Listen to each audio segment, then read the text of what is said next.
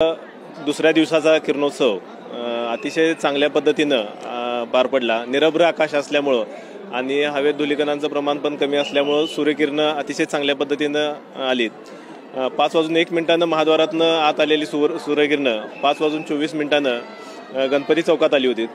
त्यानंतर 5:34 पितळी उंबऱ्यावर सूर्यकिरणं पडली, त्याची पण प्रखरता चांगली होती।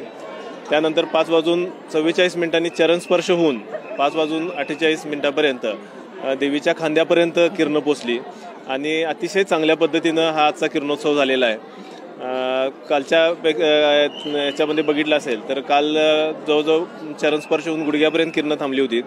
आज पूर्णपणे दुसऱ्या दिवसाचा खांद्यापर्यंतचा किरणांचा प्रवास अतिशय चांगल्या पद्धतीनं झालेला आहे आणि खूप चांगल्या पद्धतीनं हा किरणोत्सव सुरू आहे।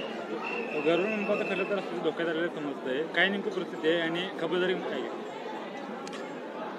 गरुड मंडप हा 200 वर्षापेक्षा जास्त जुना आणि लाकडांनी बनलेला आहे।